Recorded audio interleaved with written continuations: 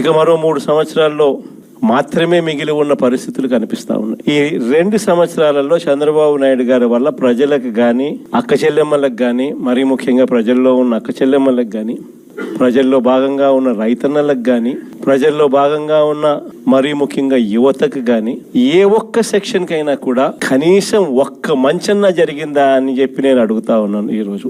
ఎందుకంటే చంద్రబాబు నాయుడు గారు అధికారం మరీ ముఖ్యంగా యువతకు కానీ ఏ ఒక్క సెక్షన్ కైనా కూడా కనీసం ఒక్క మంచన్నా జరిగిందా అని చెప్పి నేను అడుగుతా ఉన్నాను ఈరోజు. ఎందుకంటే చంద్రబాబు నాయుడు గారు అధికారంలోకి వచ్చిన తర్వాత జరిగింది ఏమిటి అని చెప్పి ఒక్కసారి మనం వెనక్కి వెళ్ళి బేరీజు వేసుకుంటే జరిగింది ఏమిటి అని అంటే, ఇంతకు ముందు మన ప్రభుత్వంలో ఉన్న పథకాలన్నీ కూడా రద్దయిపోయిన పరిస్థితి ఈ రోజు కనిపిస్తా ఉంది. ఇంతకు ముందు ఒక మాట అంటే ఒక మాట మీద నిలబడే నాయకత్వం ఉండేది. ఒక మేనిఫెస్టో అంటే ఒక మేనిఫెస్టోలో చెప్పింది అది ఒక భగవద్గీతగా భావించి, ఒక బైబిల్గా భావించి, ఒక ఖురాన్గా భావించి చెప్పిన ప్రతి మాట కూడా ప్రజలకు మనం మాటిచ్చాం, ఖచ్చితంగా చేయాల్సిన ధర్మం మన మీద ఉంది అని చెప్పి భావించే ఒక నాయకత్వం ఉండేది. ఒక మాట, ఒక పాలకుడు నోట్లో నుంచి ఒక మాట వస్తే ఆ మాట ఖచ్చితంగా నిలబెట్టుకోవాలని తపన, తాపత్రయం పాలనలో కనిపించేది. అలాంటి మన పాలన నుంచి క్రమం తప్పకుండా ప్రతి నెల కోవిడ్ లాంటి సమస్యలు ఎన్ని ఎదురైనా కూడా ఏ రోజు కూడా మనం మన సమస్యలను చెప్పి ప్రజలకు ఇది ఎగరగొట్టాలని చెప్పి ఏ రోజు ఆలోచన జరగల మన ప్రభుత్వ హయాంలో.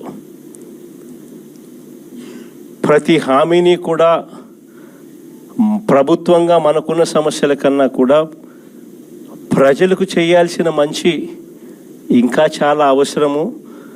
వాళ్ళకున్న సమస్యలు ప్రభుత్వం సమస్యల కన్నా చాలా ఇంకా ఎక్కువగా సమస్యలు పడేది వాళ్ళే అని చెప్పి భావించి ఎన్ని సమస్యలున్నా కూడా ముఖాన ఏ రోజు కూడా చిరునవ్వే తప్ప ఏ రోజు కూడా ఇది చెయ్యలేము అన్న మాట నోట్లో నుంచి ఏ రోజు రానిలేదు. చిక్కటి చిరునవ్వుతోనే ఎన్ని సమస్యలున్నా కూడా ప్రజలకు చెప్పిన ప్రతి మాట కూడా చేయగలిగాము అని చెప్పి కూడా ఈరోజు కూడా సగర్వంగా తలెత్తుకుని చెప్పుకునే ప్రభుత్వం మనది. కానీ చంద్రబాబు నాయుడు గారు వచ్చిన తర్వాత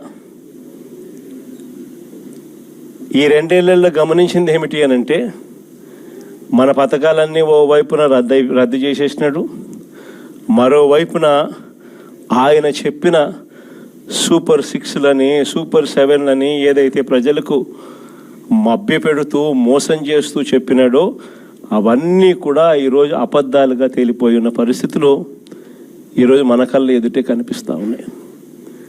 సూపర్ 6 అన్నాడు, సూపర్ 7 అన్నాడు. ఎన్నికలప్పుడు అయితే మామూలుగా మాట్లాడాల.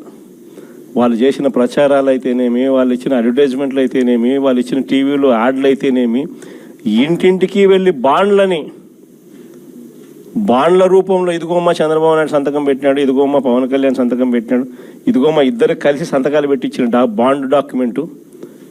మీ ఇంట్లో ఎంతమంది పిల్లలు ఉన్నారా, మీ ఇంట్లో ఎంతమంది మహిళలు ఉన్నారా, మీ ఇంట్లో ఎంతమంది రైతులు ఉన్నారా, అందరికీ కూడా ఇదిగోమ్మ మీకు ఇంతింత రావాలి, ఇంతింత రావాలి, ఇంతింత రావాలి, ఇదిగో బాండు అని చెప్పి ఏకంగా ప్రతి ఇంటికి వెళ్ళి కూడా వీళ్ళు ఇచ్చిన బాండ్లు.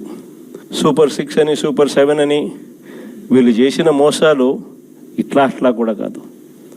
నిజంగా కూడా మనం ఎవరం కూడా ఈ స్థాయిలో ఒక మనిషి అబద్ధాలు ఆడగలుగుతాడా, ఈ స్థాయిలో ఒక మనిషి మోసం చేయగలుగుతాడా అని ఎప్పుడు కూడా బహుశా ఊహకు కూడా అందవు. ఎందుకంటే మామూలుగా ఇట్లాంటి అబద్ధాలు, ఇట్లాంటి మోసాలు ఎవరైనా చేస్తే 420 అని చెప్పి కేసు పెట్టి జైల్లో పెడతారు. కానీ ఒక్క చంద్రబాబు నాయుడు గారు ఆయన కూటమిలో మాత్రమే అలా కేసులు పెట్టించుకోకుండా బయట ఉండగలుగుతారు. మన కళ్ళ ఎదుటే కనిపిస్తూ ఉన్న వాస్తవమైన స్వరూపం ఈరోజు రాష్ట్రంలో ఇది. ప్రతి చోట విపరీతమైన కరప్షన్, విడి కరప్షన్ జరుగుతూ ఉంది. ఏ స్థాయిలో కరప్షన్ జరుగుతూ ఉంది అని అంటే, అసలు రాజ్యం ఉంది, అసలు ఎవరైనా పాలకులు ఉన్నారా అని మనకే అర్థం కాని పరిస్థితిలో అసలు ఎవరు పాలన సాగుతూ ఉంది. గవర్నమెంట్కి రావాల్సిన ఆదాయం గవర్నమెంట్కి రావడంలా, అందుకనే గవర్నమెంట్కి రావాల్సిన ఆదాయాలు తగ్గుతూ ఉన్నాయి. ఆదాయం అంతా ఎవరు జోబులు లేకపోతూ ఉంది అని అంటే, పక్కన చంద్రబాబు నాయుడు దగ్గర నుంచి మొదలెడితే ఆయనకింత, నీకింత, నాకింత, నాకింత, నాకింత, నాకింత అని కింద వరకు దోచుకో, పంచుకో, తినుకో. ఇది ఈరోజు రాష్ట్రంలో జరుగుతూ ఉన్న పరిస్థితులు. నిజంగా ఈరోజు ఒకసారి గమనించమని అడుగుతా ఉన్నాం. మనం ఇంతకుముందు ఎప్పుడు చూడలా, మొట్టమొదటిసారిగా చూస్తూ ఉన్నాం. మద్యంలో మొత్తం ప్రైవేట్ షాపులంతా వీళ్ళ మనుషులే మాఫియా. ప్రైవేట్ షాపులన్నీ వీళ్ళ మనుషులే లాటరీ పద్ధతిలో అంతా వీళ్ళ మనుషులకే ఇచ్చుకున్నారు. వీళ్ళ నుంచి మొదలు పెడితే ఆ తర్వాత గ్రామ స్థాయిలోకి బెల్ట్ షాపులు పూర్తిగా విస్తరించినారు. ఆక్షన్ను పాడి మరి ఏ కార్యకర్తకి ఇవ్వాల ఆ కార్యకర్తలు వాళ్ళు కొట్టుకోకూడదు కాబట్టి మళ్ళీ ఆక్షన్లు మాడి మరి బెల్ట్ షాపులు ఇస్తూ ఉన్నారు. మళ్ళీ గ్రామాలలో బెల్ట్ షాపులు నడిపేదానికి పక్కన బెల్ట్ షాప్ పక్కన షాప్ పక్కనే పర్మిట్ రూములు. ఆడైతే ఏకంగా పెగ్గులే అందరితో కూడా సరిపోదు అన్నట్టుగా ఏకంగా ప్రతి 4-5 బాటలకు ఒక కల్తీ బాటలు. గవర్నమెంట్కి మామూలుగా రావాల్సిన ఆదాయాలు రాకుండా ఎలా పక్కదావ పడతా ఉన్నాయో చూడండి. ఇసుకేమో మన హయాంలో సంవత్సరానికి 750 కోట్లు ఇసుకలో గవర్నమెంట్కి ఆదాయం వచ్చేది. 5 ఏళ్ళు కలిపి దాదాపుగా 3500 కోట్లు రాష్ట్ర ప్రభుత్వానికి ఆదాయం వచ్చేది ఇసుకలో.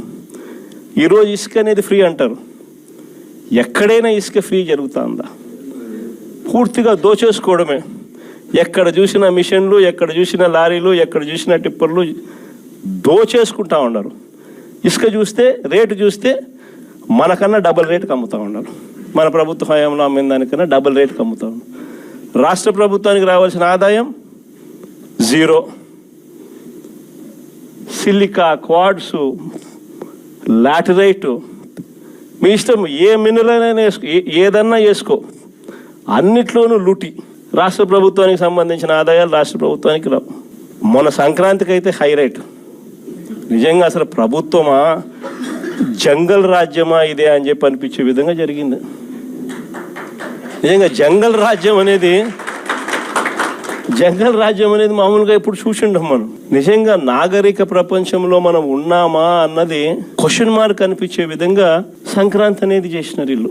ఎంత దారుణం అంటే అసలు ఆ వీడియోలు చూస్తూ ఉంటే, ఆ సోషల్ మీడియాలో వైరల్ అవుతా ఉన్న వీడియోలు చూస్తూ ఉంటే ఆశ్చర్యం కలిగిస్తూ ఉంది. మొబైల్ రికార్డింగ్ డ్యాన్సులు, మొబైల్ బండ్లలో కొత్తపేటలో రికార్డింగ్ డ్యాన్సులు, రోడ్డు మీద రికార్డింగ్ డ్యాన్సులు పెడతా ఉంటే మనుషులందరూ పరిగెత్తా ఉన్నారు. పాటలు చూస్తే తాగురా తాగి చిందేరా అని. రికార్డింగ్ డ్యాన్సులు, దారుణమైన స్థాయిలో రికార్డింగ్ డ్యాన్సులు. మొబైల్ వ్యాన్లలో ఏకంగా లిక్కర్, మొబైల్ అసలు ఏ స్థాయిలో జరిపినారనంటే ప్రతి నియోజకవర్గంలో ఆక్షను. ఇవన్నీ చేయడానికి ఆక్షను. మా పులివెందులలో కూడా 3 కోట్లకు కంటెస్ట్ చేసిన ఎమ్మెల్యే 3 కోట్లకు అమ్ముకున్నాడు.